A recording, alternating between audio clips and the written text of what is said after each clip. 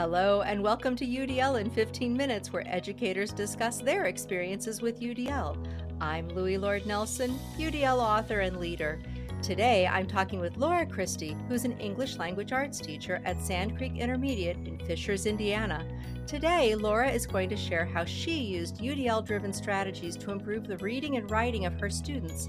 Hi, Laura. How are you? I'm doing great. Great. It's so great to talk to you. Thank you so much for being here. Can you tell me a little bit about Sand Creek Intermediate? Sure. So, Sand Creek Intermediate is a part of Hamilton Southeastern, and we are in Fishers, Indiana, which is a suburban school district outside of Indianapolis. We have about 1,000 students, a little bit under, and we teach fifth and sixth grade, so just the two grade levels in our building. Okay. And how long ago did Hamilton Southeastern make that decision? How long has it been like that? Do you know? I think that the first intermediate building was built in 98, and then they extended to have a second building, which was Sand Creek Intermediate. And then from there, they've kind of adjusted their strategy. So there are two other buildings that have fifth and sixth grade, but they are partnered with a junior high. Our district's been a large growing system, and just trying to keep up with all the growth. They tried to minimize the number of buildings on those second two that came after with a different philosophy. Okay. So we are going to be talking about your English language arts classroom eventually, but I know that you just finished a really excellent principalship program at Butler University. And how do you think that's affected the way you teach and the way you think about learning? Well, I just finished Butler EPP SP in December, and I picked that program primarily because it was exploratory and hands on. You attend class, Tuesday and Thursday nights, and it was a wide variety of different people.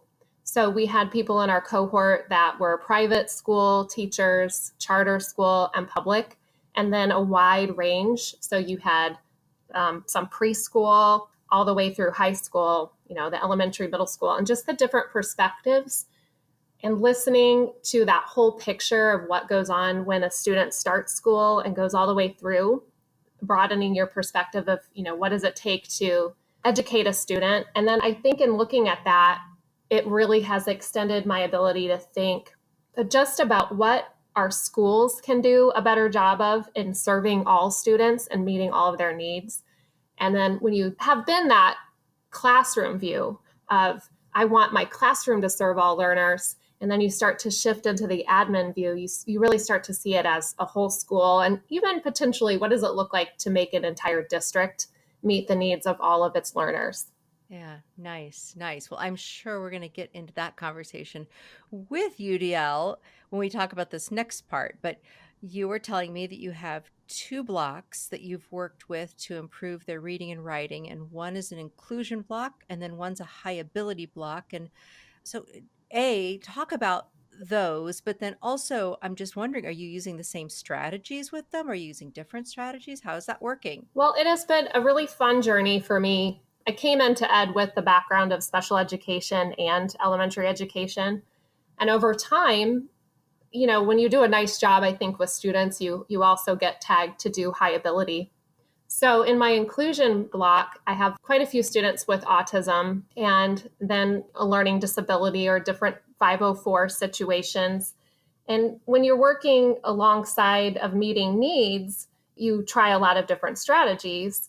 And then when you're working with high ability, there are some similarities in strategies that I've used over the years, but I think since I've started UDL, I've realized that some of the technology things where we're talking about tools that we have as a 21st century learner with a one-to-one device, why can't my high ability students also tap into those tools?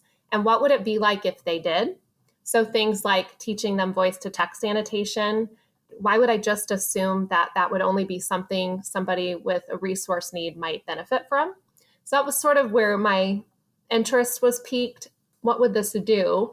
And then also, when you look at some of the neuroscience research that has come out, where when we listen to text or we read text, we get the same light up process in our brains. it really made me realize that it wouldn't matter if my advanced students also tapped into the audio side of our resources for like social studies, for example. So that was kind of what just got me started. Nice.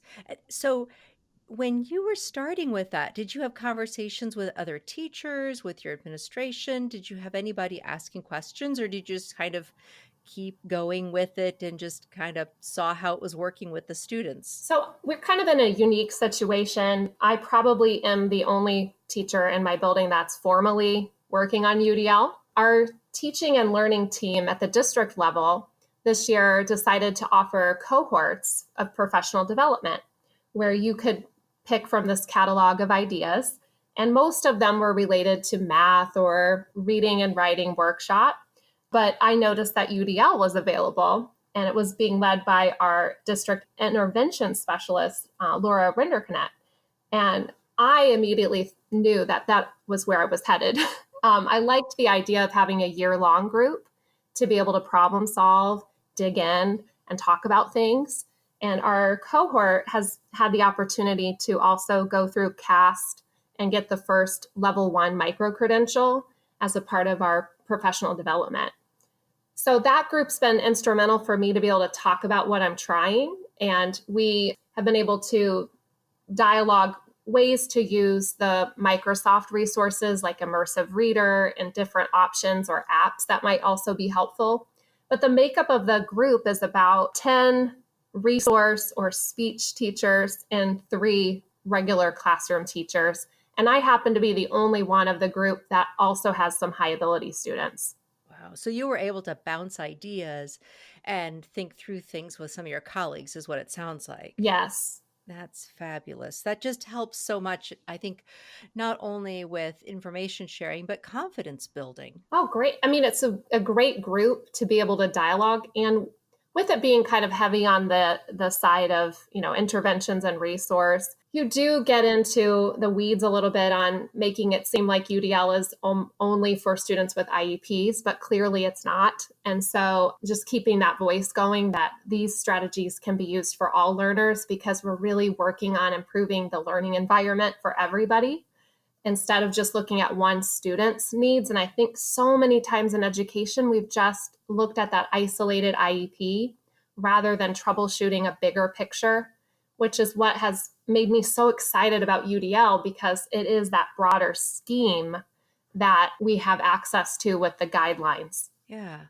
So, do you have a more specific lesson or a unit that you did that would kind of exemplify your use of these different pieces of technology or any of them? So, one of the things that I really wanted to focus on was representation options. So, I started with surveying the students about what they felt they would want. Do they learn best if they have a video? Do they learn best if they have audio support? Do they want audio support on vocabulary words that are unknown? And do they prefer reading on a digital platform or do they want to read in the traditional textbook, or do they need both? Do they want on their desk the iPad and also the paper version of their textbook? And what would that look like? And I asked them if they would be willing to try out different strategies to find a just right fit. So we spent time mostly with our social studies curriculum because it happens to have a textbook variation along with the interactive digital text. So I was just allowing them to explore, and I did that with both groups. So my inclusion block had the same lesson of, these are your tools, these are your access points, try what you would like. And then after each time they tried, we would talk it out. We would just reflect what worked, what did you notice, what surprised you, what was distracting. We really just had a nice dialogue about the different options and did they feel that something was more effective for them. Nice. And so then you did the same thing, it sounds like, with the high ability students, the tools, the access points, and then talking out what really worked for them. Absolutely. And then alongside it, we used Canvas, and Canvas in the fall, around the exact same time, added Immersive Reader to your pages. So they could tap into directions now with Immersive Reader on Canvas. So it was just kind of all coming together at the same time. And I have noticed that it's pretty equal. Both classes, if you look at the number of students who are tapping into the audio, it's fairly equal in both classrooms. They both are liking that feature. And then it sort of trickled down into what I was selecting for resources outside of the textbook. We have access to online databases through the public library. And one of the best ones is TrueFlix Scholastic because they take a video. So if you have a nonfiction topic, there's always a video that is about 2 minutes that the students can use to engage the text. And then they can make the decision on that digital text if they want it read to them or not. And then if they get beyond the text, there's a link for outside sources that they can use that are all reputable. You're not going to have to worry that they're going someplace in the internet that's going to not be an appropriate source. So that just kind of shapes what you're deciding to use and what might be most effective for everybody. I was thinking and reflecting on the high ability students because I think it's a myth that the high ability students aren't going to lean toward using the different supports because they just want to do the things that they've always done, or maybe they want to read the text versus using the digital supports. But I think it's a myth, and it's sounding like it is a myth, at least in your experience. I really feel like it is a myth.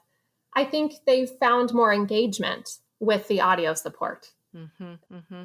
It's kept them focused and on task. And we're still doing a lot of the other reading strategies that I've always done, where we are reflecting and having great conversation, and students are creating their own inquiry questions based upon what they've read. What else do they want to learn?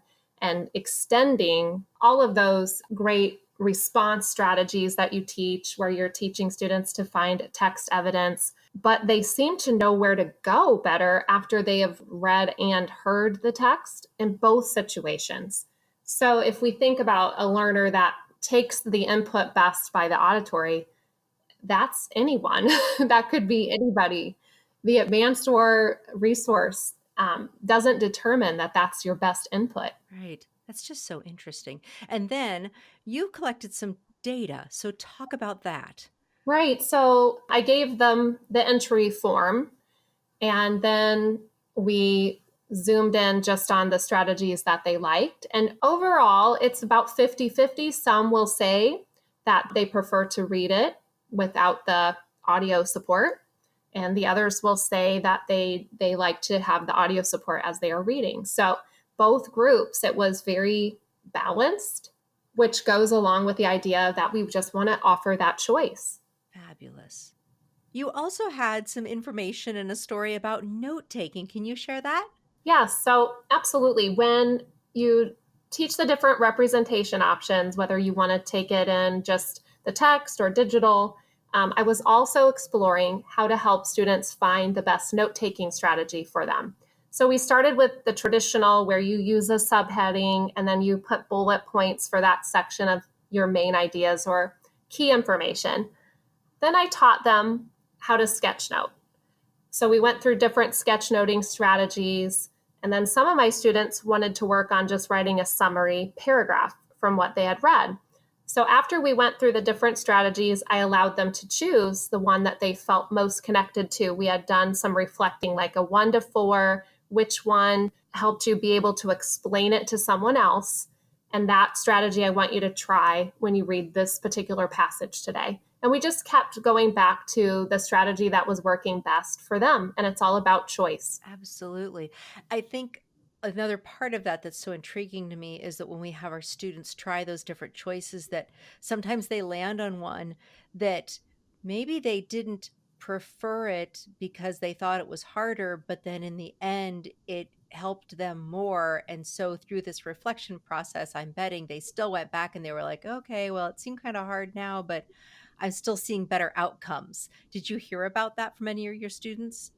Definitely. I think some of them were actually a little bit against sketchnoting, which you would think they would want to do more of, but they thought that it had to look a particular way. So they were thinking of it more along the lines of art. But when you took away the fact that it could look, because it was for you, however it needed to, because it was just designed for you to make that visual picture in your mind to be able to remember the information.